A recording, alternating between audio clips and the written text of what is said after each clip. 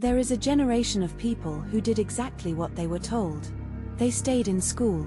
They got the degree. They didn't smoke. They didn't drink as much as their parents. They started investing earlier than any generation before them. They watched their spending. They downloaded the budgeting apps. They Googled how to build wealth at 22. They put money into index funds before their first gray hair. They followed every piece of advice that every financial podcast, every personal finance influencer, and every guidance counselor ever gave them. And they are still losing. Not a little behind. Not slightly delayed. Losing structurally, statistically, mechanically, losing in a way that has nothing to do with effort or discipline or mindset.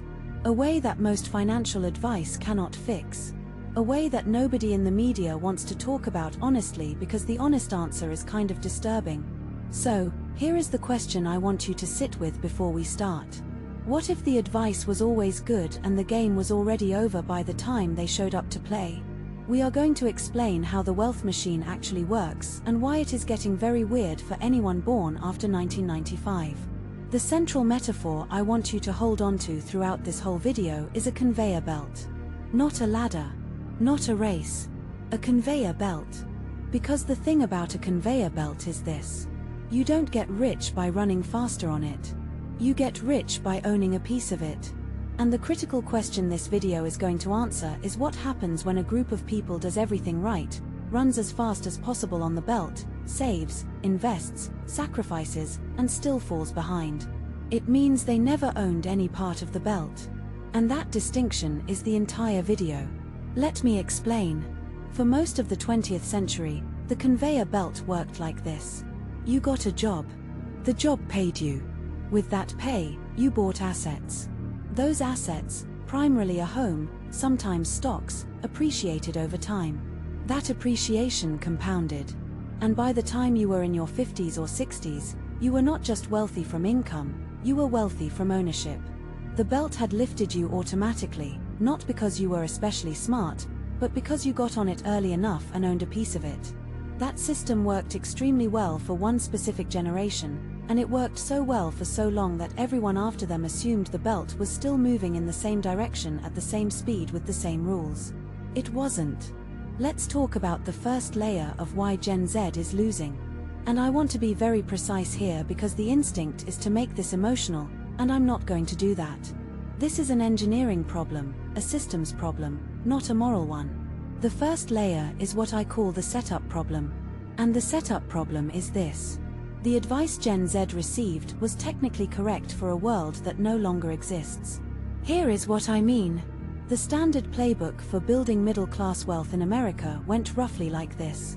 Go to college, get a credential, get a job with a salary, contribute to your 401k, buy a house, let time do the work. This was not a bad strategy.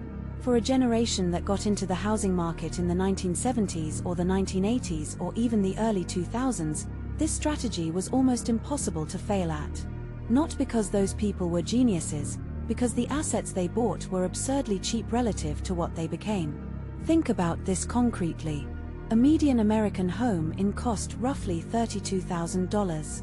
In 2025, that same median home costs around $417,000. That is not an upgrade in quality. That is the same physical object, 4 walls, a roof, some square footage, now worth 13 times more in nominal terms. If you bought that house in 1973 and held it, your net worth increased by hundreds of thousands of dollars. You didn't do anything. You just owned the thing. The conveyor belt moved and took your asset with it. Now, here is where the setup problem kicks in. The people who gave Gen Z their financial advice, parents, teachers, guidance counselors, financial planners, they all lived through that appreciation. Their entire experience of wealth building was follow the rules, buy the asset, let time pass, profit. So, naturally, they passed down those same rules. Get the degree, get the job, buy the house, let time do the work. The problem is that by the time Gen Z was old enough to execute on that advice, the assets weren't $32,000 anymore. They weren't even $100,000. They were $400,000, snorts, $500,000, $600,000 in certain markets. The entry cost to the same conveyor belt that made their parents wealthy had increased by an order of magnitude, and the wages that were supposed to fund that entry, they hadn't kept pace. Think about this. Rent across the United States climbed about 29% between April 2020 and 2025. Median household income over the same period grew by roughly 22.5%. That gap, that 7.5% gap, is not a rounding error.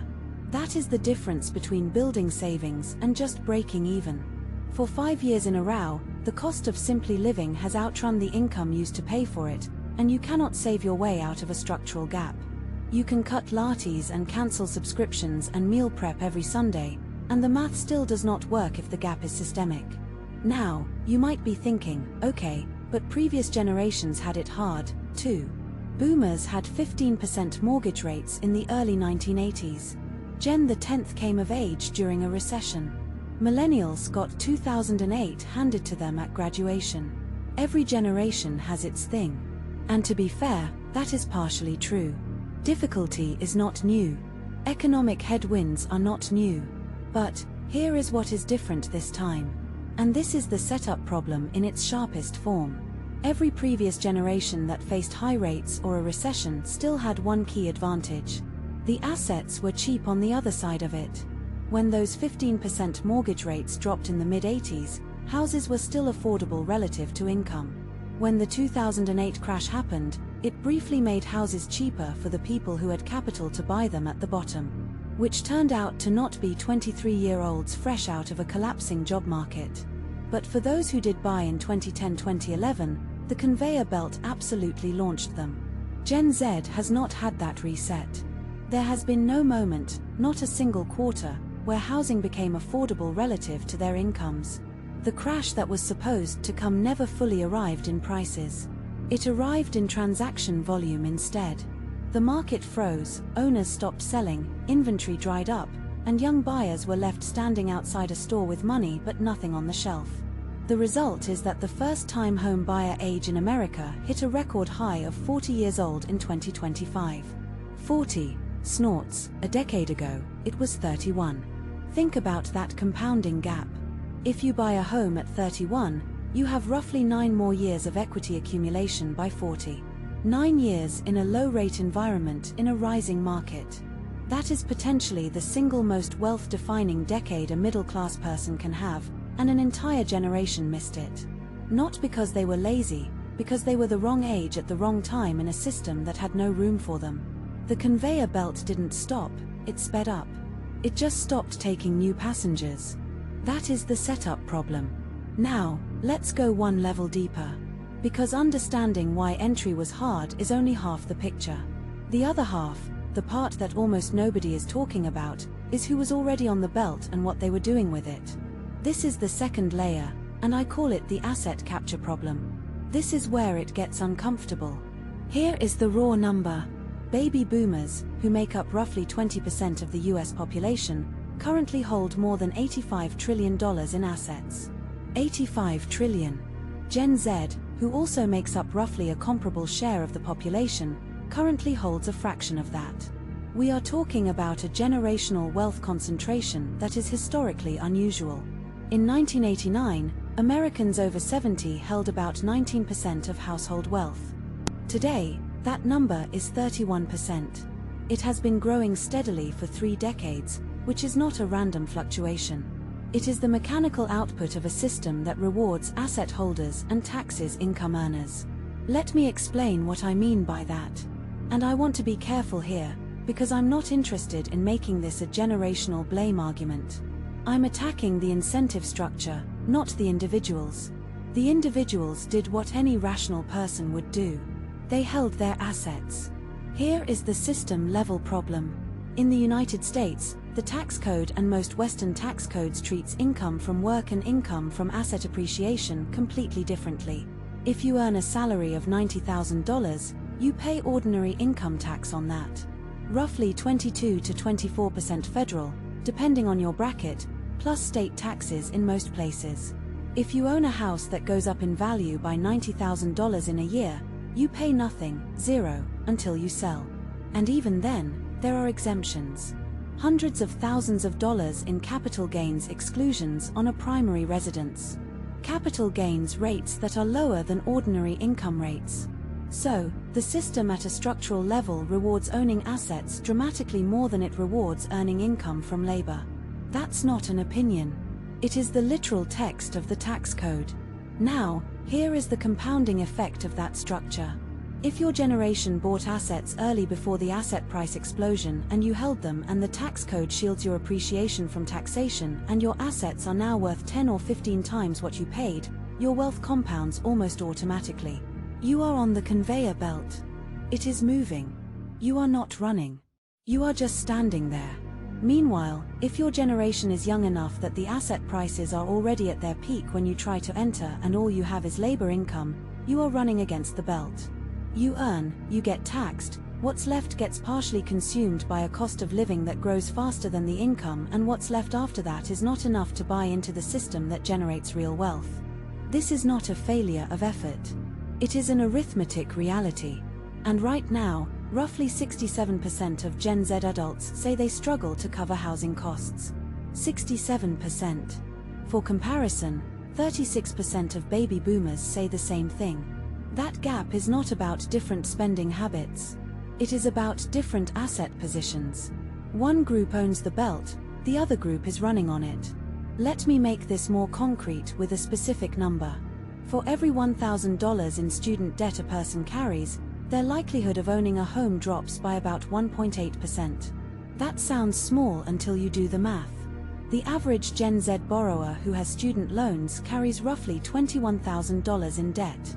1.8, that is nearly 38 percentage points of reduced home ownership probability sitting on the balance sheet of people who were told going to college was the responsible choice. 84% of Gen Z with student loan debt has already put off major investments, home purchases, businesses because of that debt load. And here is the brutal irony. The degree they borrowed to get often qualifies them for a job that pays $68,000 a year in reality, despite the fact that they expected around $101,000 based on what the market was supposedly offering. That gap between expectation and reality is not their fault either. That gap exists because the labor market has been structuring itself differently quietly for about 15 years. Think about what that means financially. They enter the workforce carrying $21,000 in debt. Their actual starting salary is about $68,000. After taxes, call it $51,000 or $52,000 take home in a moderate or high tax state. After rent, which in most major cities is going to run them between $18,000 and $24,000 per year minimum. After food, transportation, utilities, health insurance, what's left? Maybe $5,000 to $8,000 per year to put towards savings and debt repayment combined. That is not a path to asset ownership. That is a treadmill. It looks like progress on paper and it produces almost nothing in terms of net worth. 50% of Gen Z currently has less than $5,000 in savings. Not because they're reckless, because the math simply doesn't work at that income to cost ratio. That is the asset capture problem. And the machine is designed, not maliciously but mechanically, to perpetuate it. If you're finding this useful and you want to understand how money actually works at a systems level, not the motivational version, the actual version, subscribe. I put out one of these every week and I promise it will not feel like a pep talk.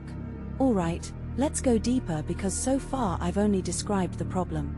The more interesting question, the one that actually changes your behavior, is why do some people escape it? And the answer is not what you think. This is the third layer. I'm calling it the leverage gap. Most people, when they think about why some people get rich, default to one of three explanations. They worked harder, they were smarter, or they got lucky. And those are sometimes true, but they are almost never the actual mechanism. The actual mechanism is almost always leverage. Specifically, the ratio between your exposure to an appreciating asset and the capital you personally deployed to get that exposure. Let me explain with a simple story because this is the part where people's eyes glaze over if I just use abstract terms. Imagine two people, call them Alex and Jordan. In 2015, both of them have $30,000 in savings. Both are 25 years old. Both have decent jobs. Alex takes the conventional wisdom approach. Alex reads a blog post about index funds, puts the $30,000 into a broad market index fund, lets it sit for 10 years. By 2025, at a reasonable average return, Alex has roughly $78,000. Not bad. Alex did something real and meaningful. Jordan does something slightly different. Jordan uses that $30,000 as a down payment on a $200,000 house. Let's keep the math simple and say the house appreciates to $320,000 over 10 years, which is roughly in line with national averages during that period. Jordan just made $120,000 in equity on a $30,000 investment. That is a 400% return on the actual capital deployed, not on the full asset value because the bank funded the rest. Jordan didn't work harder than Alex. Jordan didn't know more about markets than Alex. Jordan deployed leverage. Jordan used a debt instrument to control an asset worth 6.7 times the invested capital and the appreciation accrued on the full asset value, not just the down payment. That is the lever. That is the thing. And here is the leverage gap that GenZ is facing. The lever still exists technically. Mortgages still exist. Down payments still exist. But the down payment itself has become an almost impossible hurdle. A 20% down payment on a $400,000 home is $80,000. $80,000 in cash, liquid, saved up before you can even touch the lever.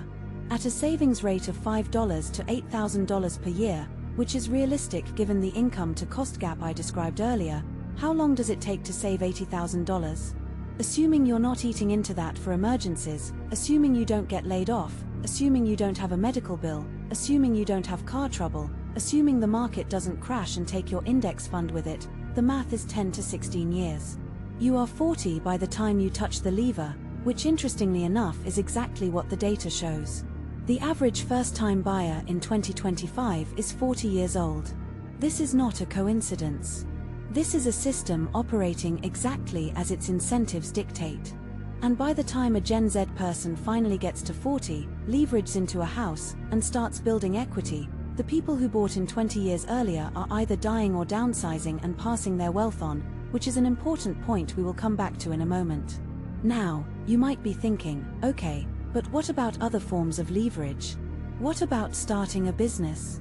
What about crypto? What about other assets?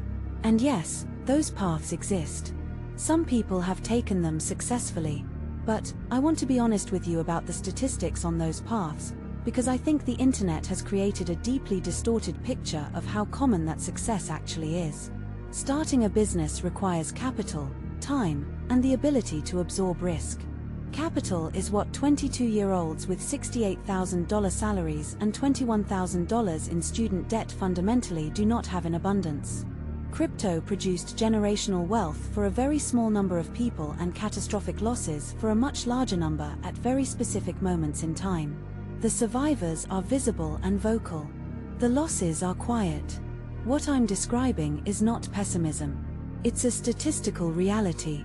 Survivorship bias makes alternative paths look more accessible than they actually are. The conveyor belt metaphor breaks down here slightly, because alternative paths are real, but most of them are high-variance bets in an environment where the house has most of the chips.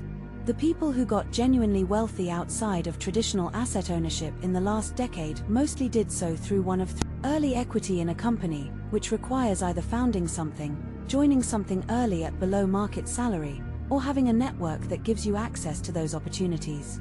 Digital leverage, building an audience or a distribution channel that compounds over time without proportional labor cost increases, or inheritance and family capital, which is the cleanest form of leverage there is because the cost of capital is zero and you don't have to pay it back. The third one on that list is about to become the dominant story of the next 20 years, and it is also a trap. Let me explain, but first let me walk you through a real scenario, so this doesn't just float in the abstract. Let's talk about someone I'll call Marcus. Marcus is 24 years old. He graduated from a state school with a degree in business. He did everything right by the conventional standard, graduated on time, kept his debt to $26,000 by working part-time, got a job in financial services in a mid-sized city paying $64,000 per year. Marcus is not struggling in the dramatic sense. He pays his rent, he has a car, he goes out sometimes.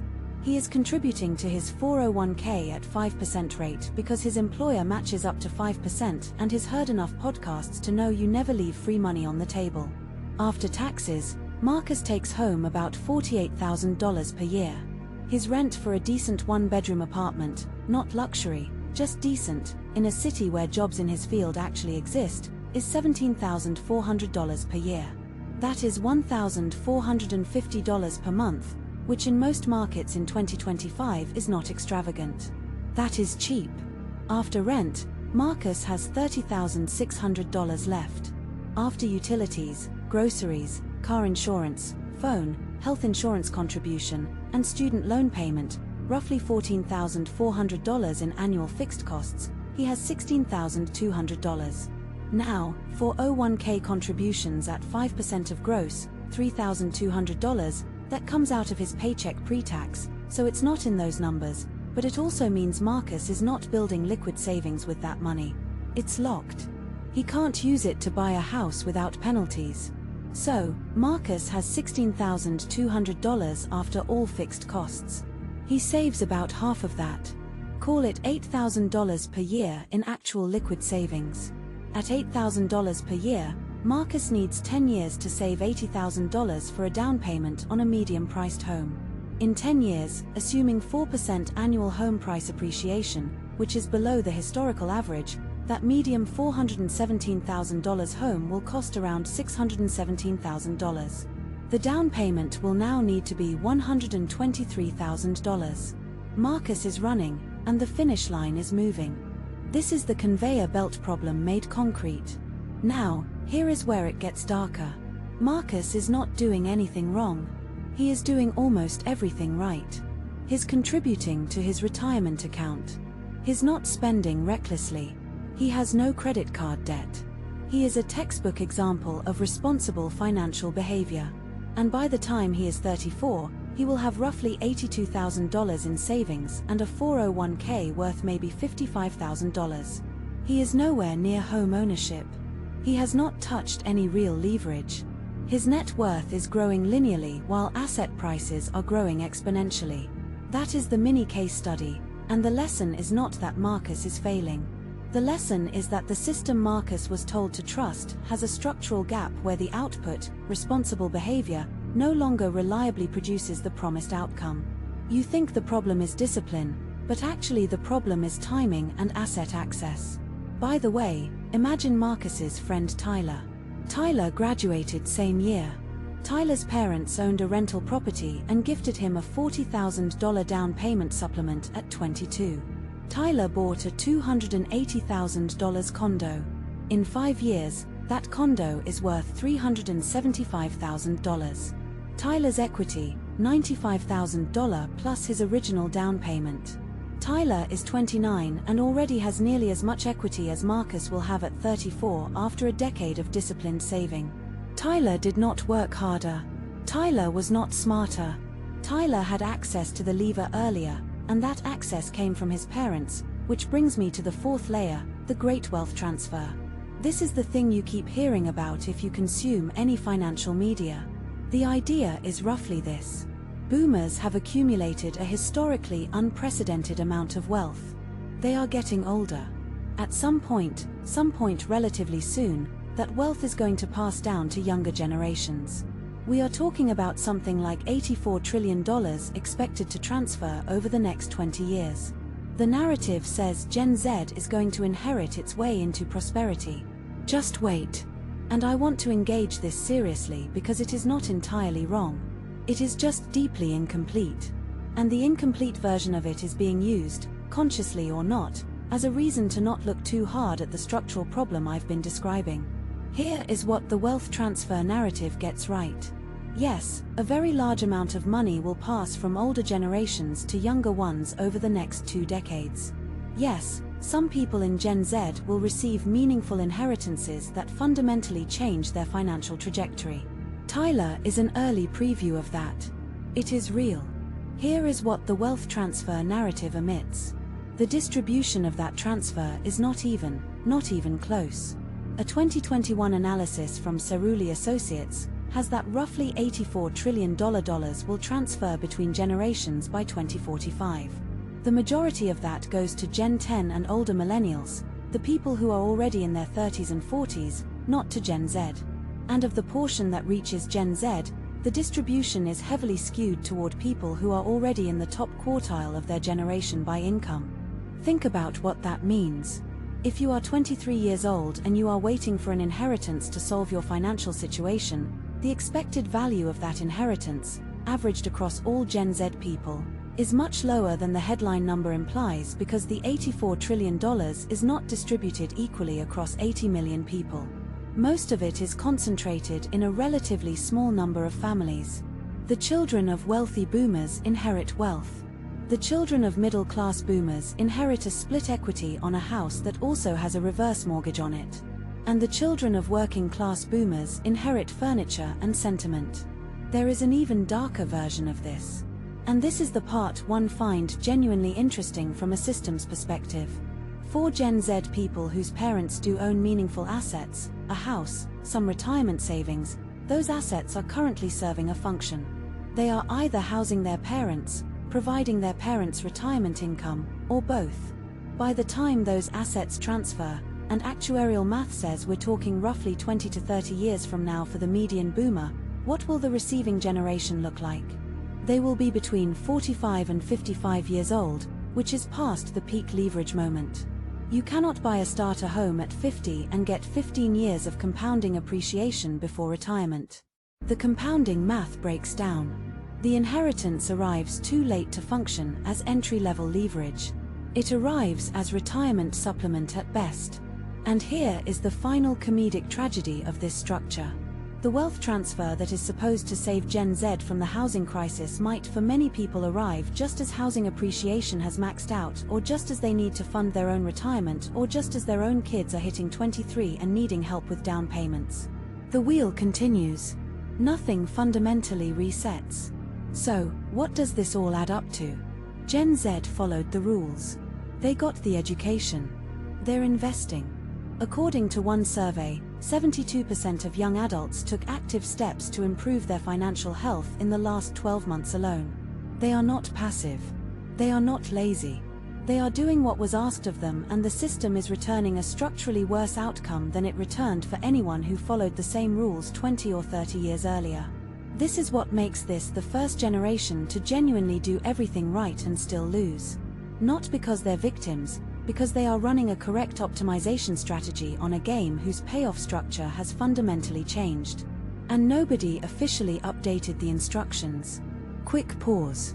I want to do a small thought experiment. Imagine you design a video game. In the early levels, there is a chest in the corner of every map. The chest gives you a sword. The sword lets you defeat the enemies. Everyone who gets the sword wins. So, players learn always check the corner. This is the rule. Check the corner, get the sword, win. Now you update the game silently. You keep the corner in the map. You just remove the sword from the chest. Players still check the corner because that is what they were taught, but the chest is empty. They keep dying not because they are playing badly, because the map has changed and no one told them. That is where we are. The corner still exists. The advice is still technically accurate. The chest just has nothing in it. Another quick one. And I thought about it and said, I would tell them to stop trying to win the old game. They looked at me like I'd suggested burning their degree, which to be fair, I might have partially implied. So, given all of this, given the setup problem, the asset capture problem, the leverage gap, and the wealth transfer trap, what do you actually do?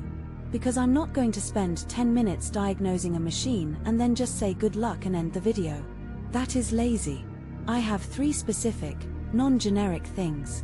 The first one is stop optimizing for income and start obsessing over your first lever. This is the single most important mental shift. The Marcus problem is not a discipline problem. It is not a savings rate problem. It is a leverage problem. Marcus is working on the wrong variable.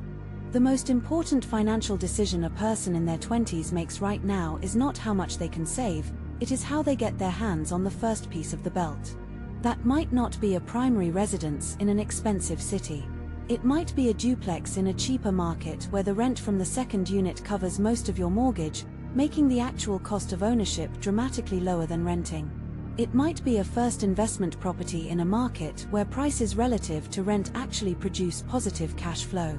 It might be early equity in a company, but the frame has to shift from save, snorts, more money to find the first lever. Saving money without a deployment target is just accumulation. Accumulation feels safe, leverage feels scary, but accumulation compounds arithmetically. Leverage compounds geometrically, and the gap between those two curves held over 15 years is the difference between Marcus's trajectory and Tyler's. The second thing is location arbitrage is one of the most underused tools in GenZ's actual toolkit, and it is being systematically ignored because of social signaling. Think about this. The median home price in Tulsa, Oklahoma is around $200,000. The median home price in Los Angeles is around $800,000. If your job can be done remotely, and a large and growing number of jobs can, there is a version of your financial life in which you access the housing market a quarter of the cost, get your lever at 26 instead of 40, accumulate equity for 40 next years, and build a net worth that looks completely different from your peers who stayed in expensive cities for the lifestyle and the Instagram backdrop. I am not saying everyone should move to Tulsa. I am saying the choice to stay in a high-cost city should be a deliberate, explicit priced-in decision, not a default because that is where young people are supposed to be. The social cost of geographic flexibility is real. The financial cost of refusing it is also real. Both of those things are true simultaneously. What most people do is refuse to acknowledge the second cost because the first cost is more immediate and more emotionally tangible. That is not a rational choice. That is loss aversion dressed up as identity. The third thing is understand the inheritance math and build your plan around it honestly, not optimistically. This is the cold one. Sit down and actually look at what your parents have, what their liabilities are, what their life expectancy implies, and what a realistic inheritance looks like in today's dollars at the time you would receive it. Not the headline number. The actual number after costs, taxes, time discounting, and probability adjustment. For most people, that number is far smaller than the cultural narrative of the great wealth transfer implies. And for some people, that number is negative because they are going to need to support aging parents, not receive assets from them. Plan for the number you can actually verify, not the number you hope exists. Build your system around outcomes you control, not transfers you are waiting for. The people who get rich quietly are not the ones waiting for a windfall. They are the ones who found the lever early, pressed it carefully, and did not need the windfall. There is a version of this that works for Gen Z.